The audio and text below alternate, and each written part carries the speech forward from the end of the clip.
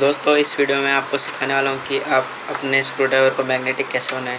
तो इसे मैग्नेट पर इस तरह थोड़ी देर तक घिसते रहें।